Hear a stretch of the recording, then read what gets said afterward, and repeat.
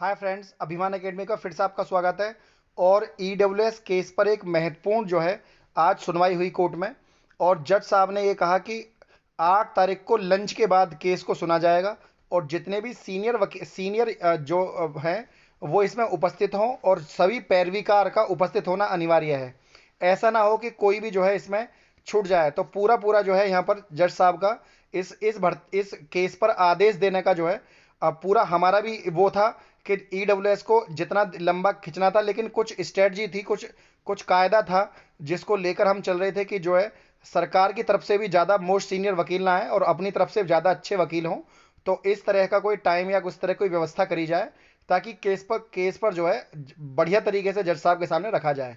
क्योंकि ऐसा होता देखा गया है कि यदि सरकार के आप सोचिए, अगर सरकार की तरफ से 10 वकील खड़े हैं और आपकी तरफ से 2 वकील खड़े हैं, तो 10 वकीलों को सुनने के लिए समय ज़्यादा दिया जाएगा, 2 वकीलों को उतना ही समय मिलेगा जितना उनका समय है। तो उसके आधार पर ये भी चीज़ें मायने रखती हैं। दूसरी बात, 10 आदमी 10 तरीके से अपनी बात को कहेंगे, 2 आदमी 2 तरीके से। अब आपने ये जो है ये आप केस को बार बार देख रहे हैं कि उस दिन सुनेंगे। अब जज साहब ने खुद ही जो है इसके ऊपर ये जो है फैसला लिया कि जो पुरानी याचिकाएं पड़ी हुई हैं, तो पुराने याचिकाकर्ता के जो पैरवीकार है, जो उनके वकील हैं, वो भी वहाँ उपस्थित रहें ताकि उस केस को जो, और दूसरा बंच ऑफ केसेस जो है उन सबको एक साथ टैग कर दिया गया है। ईडब्ल्यूएस के जितने भी मामले हैं सबको एक साथ, जो भी निर्णय होगा वो सभी ईडब्ल्यूएस केस के लिए यहाँ पर मान्य होने वाला है। तो एक बहुत ही महत्वपूर्ण सुनवाई 8 मई को 2 बजे लंच के बाद जज साहब ने जो है फाइनल जजमेंट के लिए मुकर्रर कर दी है। अब यहाँ पर ऐसा नहीं है कि 8 तारीख को 2 बजे ही जजमेंट आ जाए। वैसे तो इसका चांस 60% है कि 60% जजमेंट दे दें जज साहब, लेकिन क्योंकि उस दिन सभी पैरवीकार उपस्थित होंगे तो पहली बात तो बहस होगी बहुत तगड़ी वाली। और बहस के बाद अगर सब कुछ अच्छा रहा तो हो सकता है इस पर 1 या 2 डेट और लग जाए। ठीक है, कुछ अभ्यर्थी जो है ये सोच रहे होंगे कि सर ऐसा नहीं होता कि एक डेट में ही। देखिए, जब सभी वकील यहाँ पर उपस्थित होते हैं, बहस पहले हो चुकी है, थोड़ी बहुत काउंटर रिजॉइंडर भी दाखिल हो चुके हैं, तो जजमेंट का तो पूरा फाइनल है। मतलब 80% केस को फाइनल कर दिया गया है, 20% की बहस है। अब वो 20% की केस लंच के बाद जो है लगभग 2 से 4 बजे का समय होता है, उसमें यदि जज साहब उसको फाइनल कर दें 2 घंटे में भी, तो इसमें आश्चर्य करने वाली बात कोई नहीं है। तो यहाँ भी ऑर्डर भी आ सकता है और हो सकता है एक डेट यहाँ पर और फिक्स हो जाए। ठीक। अच्छा, कोई अभ्यर्थी, देखिए मैंने आपको बताया था डबल बेंच में भी जो केस पड़ा हुआ है, उसमें भी मेरे ख्याल से डबल बेंच में 6800 केस में भी 8 मई की डेट यहाँ पर फिक्स हो गई है ना, डबल बेंच वाले केस में भी। तो 6800 में भी 8 मई की डेट फिक्स हो चुकी है। और 69,000 शिक्षक भर्ती में कोई भी अभ्यर्थी हमारे किसी भी केस में जुड़ना चाहता हो तो अब जो नंबर है इस पे आप हमारे साथ कांटेक्ट कर सकते हैं और जुड़ सकते हैं। कुल मिलाकर ऐसा नहीं है, देखिए कई बार ऐसा होता है, मैं आपको बताऊं, इसके एक ये तरीका होता है कि आप कई बार शोर मचाया जाता है।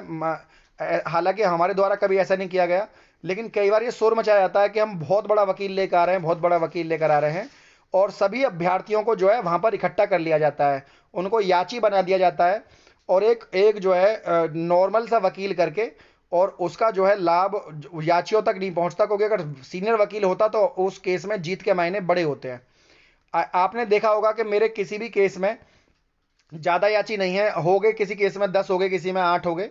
तो इन याचियों के साथ एक एक जो है बेहतर वकील करके और जीत हासिल करनी, ये बड़ी बात होती है। तो 6800 केस में भी मैंने सोच रखा है कि कोई बहुत भारी भारी रकम बच्चों से नहीं ली जाएगी, बहुत कम फीस में और अच्छा वकील करके दिखाया जाएगा, ताकि जो याची का खेल चलता है ना, इस पर लगाम लगाई जा सके। कुछ अभ्यर्थी जो है अभ्यर्थियों को जो बरगलाते हैं, तो इस तरह से ना बरगलाएं और एक अच्छा काम यहाँ पर करा जाए। अब और दूसरी बात, उन लोगों से भी संपर्क किया जाएगा जो मेरी इस बात का समर्थन करते हैं, जिन्हें लगता है कि हाँ मेरी बात सही है, कि अभ्यर्थियों पर इतना बोझ ना पड़े कि उससे जो है आप गलत तरीके से उस पैसे का अनुचित प्रयोग कर रहे हो। क्योंकि आपका काम नौकरी पाना है, ना कि धन अर्जित करना। ऐसी स्थिति में क्या होना चाहिए, ये होना चाहिए आप याचियों की फीस को कम रखें, और याचियों की फीस को कम रखते हुए और एक सीनियर वकील करें। भले ही अभ्यर्थी, देखिए जितनी कम फीस रखेंगे उतने ज़्यादा अभ्यर्थी यहाँ पर इकट्ठे जुड़ेंगे आपके साथ, और जुड़ेंगे तब भी आप एक सीनियर वकील कर सकते हैं। उससे क्या होगा, प्रति अभ्यर्थी पर बोझ भी ज़्यादा नहीं पड़ेगा। तो इस तरह का काम होना चाहिए। 69,000 शिक्षक भर्ती में ऐसा मैंने कई बार देखा है, ये समझ में नहीं आता कि किस अभ्यर्थी को पर विश्वास किया जाए और किस पर ना किया जाए।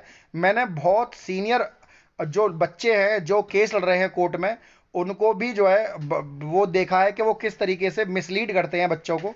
हालांकि हम कहना नहीं चाहते, ना हम किसी का नाम लेना चाहते किसी भी केस में, चाहे वो कोई भी केस हो किसी भी केस में, लेकिन मैंने अलग अलग टीमों को अलग अलग माध्यम से, अलग अलग तरीके से, अलग अलग समय पर, अलग अलग जगह, अलग अलग बात करते हुए देखा है। आप मतलब यकीन नहीं करेंगे, लेकिन वही वाली बात आती है, किसी का नाम लेते हैं तो बहुत बुरा लग जाता है। तो कुल मिलाकर यह है, ऐसे लोगों से सावधान रहिएगा।